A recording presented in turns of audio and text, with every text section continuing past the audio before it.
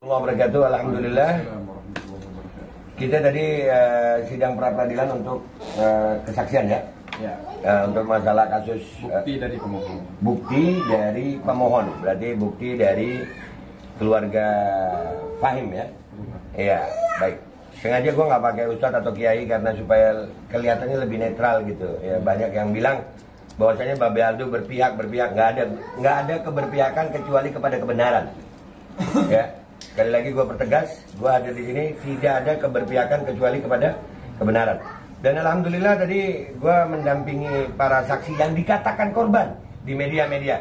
Itu media-media yang mengatakan korban-korban itu siap-siap kalian akan apa ya namanya, melihat fakta yang luar biasa. Yang pertama, tadi nggak perlu saya sampaikan semuanya ya, karena kami tidak mau mendahului apa hasil keputusan sidang pengadilan. Akan tetapi rekaman-rekaman mereka tadi di ruang persidangan itu semuanya udah terekam jelas. Artinya kebenaran di fakta-fakta kejadian masalah penangkapan Fahim ini tadi sudah dibahas di persidangan. Nah sekarang kami lagi bersama para pengacara. Sehat semua? Sehat, alhamdulillah. Alhamdulillah. Ini yang mau mewakili yang mana dulu nih? Ya, enggak apa-apa. Surung-surungan mau kopi deh nih ya. Enggak apa. Oke. Tapi sebelum itu saya mau nanya sama Pak Edi dulu. Pak Edi tadi sempat diskors itu persidangan ya Pak? Ya, diskors. Gara-gara apa itu Pak? Itu mungkin karena miskomunikasi saja. Jadi dianggap kita tidak menghadirkan atau mengajukan alat bukti berupa saksi. Jadi identitas saja yang perlu dilengkapi. Oh, pantesan tadi ada fotokopi Ya. itu. Iya. Jadi itu syarat utama itu untuk diajukan sebagai saksi. Karena ada miskomunikasi kita dengan prinsipal. Oke. Jadi ada kesalahan teknis lah. Tapi alhamdulillah kami mengapresiasi hakim tunggal itu memberikan ruang lah. Alhamdulillah. Jadi hakimnya memberikan ruang kepada kita untuk segera identitasnya begitu. Ya mak. menyiapkan ya. Alhamdulillah berarti hakim benar-benar dalam posisi yang bisa kita harapkan untuk mendapatkan keadilan gitu ya. Terima kasih. Ya, terima kasih buat Pak Hakim, dan itu menjadi bukti bahwasannya juga saya melihat kejadian ini tadi. Iya. Warga itu tidak semua memahami hukum, sehingga mereka nggak tahu tentang hukum. Dan ini perlu digarisbawahi. Korban-korban ini kemarin diperiksa di apa itu dengan keadaan tidak memahami hukum. Jadi mereka dikit-dikit ketakutan, ya, ada bentuk intimidasi sedikit, ketakutan. Kali ini korban-korban ini nggak bisa lagi ditakutin, nggak bisa lagi diintimidasi, karena alhamdulillah sekarang sudah punya penasehat hukum. Siap. Ya kan begitu. Itu alhamdulillah yang pertama.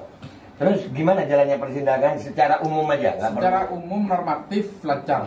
Lancar ya? Lancar, alhamdulillah. Jadi sesuai dengan asas peradilan itu cepat, biaya ringan, ini telah dilaksanakan oleh Pengadilan Negeri Jember.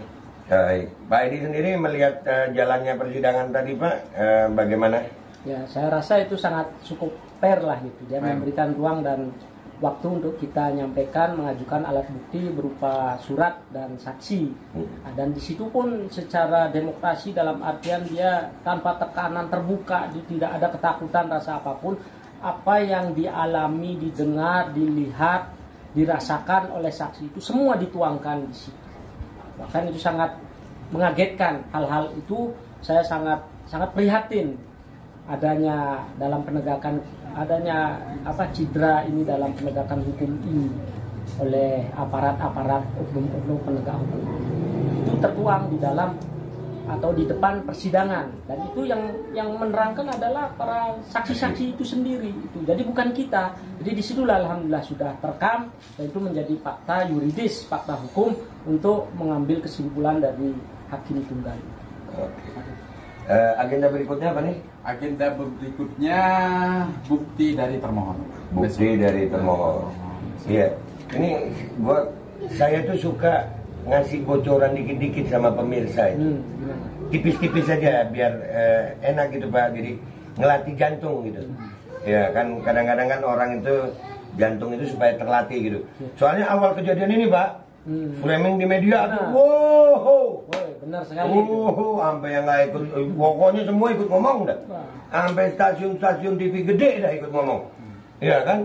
Nah ini tipis-tipis saja. Ya. Saya ini bersama para saksi. Saya bersama para saksi dan saya termasuk yang mendampingi para saksi. Jadi saya tahu keadaan saksi.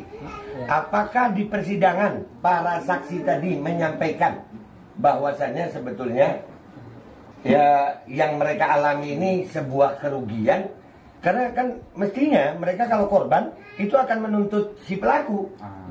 Ya kan? Ya, judulnya kan begitu tuh. Kalau jadi korban nuntut pelaku pasti. Nah, posisi mereka itu di persidangan kelihatan nggak ada di mana? Jadi gini, karena kita ini tim tim advokat, jadi saya yang menulis apa yang ditanyakan dan dijawab dan akan dituangkan dengan kesimpulan. Materi pertanyaannya dan jawabannya tadi yang menguasai Pak Edi.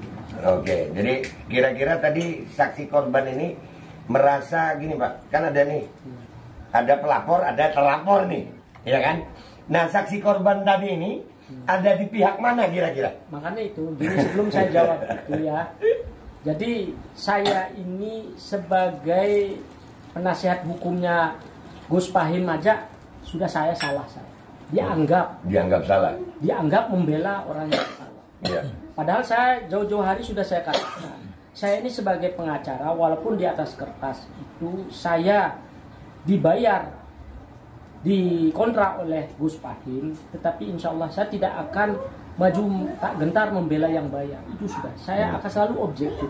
Dan alhamdulillah pada saat tadi sidang mengajukan alat bukti ini kami sudah secara vulgar, transparan, tanpa ada ketakutan apapun, saksi-saksi mengatakan apa yang sebenarnya terjadi, dan itu telah dilakukan. Jadi makanya itu saya dapat cemuhan itu biar nanti waktu yang menjawab. Ya alhamdulillah ini sudah ada sinar, ibarat di dalam terowongan itu ada lilin sudah, bahwa siapa sesungguhnya yang salah yang benar, yang merekayasa atau bagaimana itu wallahu alam nanti akan ketemu. Nah, saya sebagai tim dalam ini, kami ini sebagai tim pengacara hanya membuktikan apa yang menjadi dasar kami itu kami buktikan, dan nanti besok ini tanggal 9 adalah bukti daripada termohon kepolisian ini untuk membuktikan dalilnya yang seperti itu, dan itu kami akan secara interaktif kita bedah nanti itu secara aspek hukumnya. Baik, ini pertanyaan terakhir. Tadi saya kan menunggu di luar ruang sidang nih. Ada satu orang saksi keluar tiba-tiba menangis takut di penjara. Ini buat saya, apakah di dalam ruang sidang tadi terjadi dalam tanda kutip kalimat-kalimat intimidasi verbal gitu?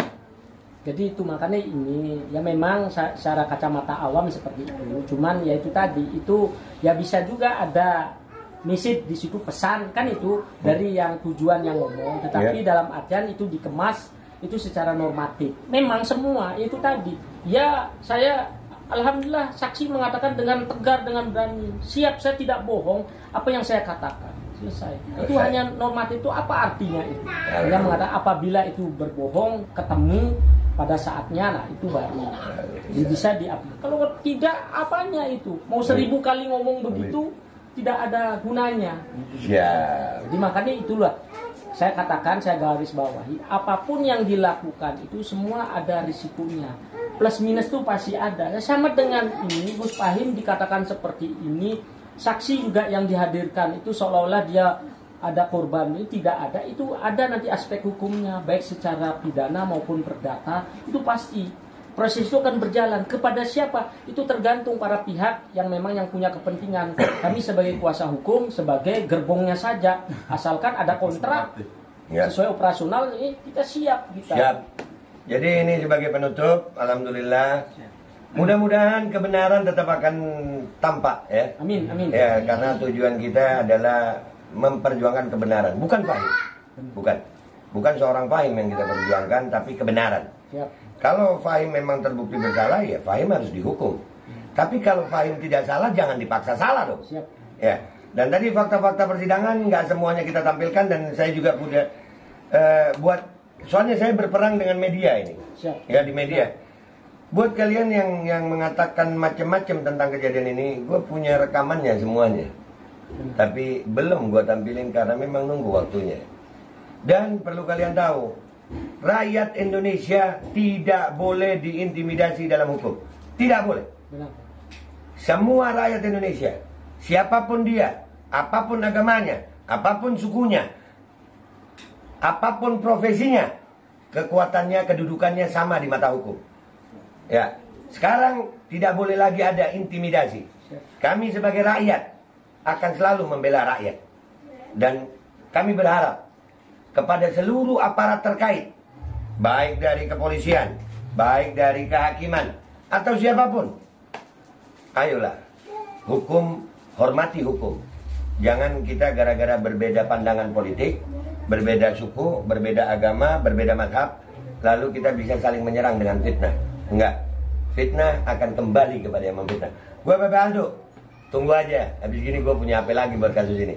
Wabillahi taufiq wal hidayah, warahmatullahi wabarakatuh. Walafu minkum. Wassalamualaikum warahmatullahi wabarakatuh. Sukses. Terima kasih. Gua ngopi udah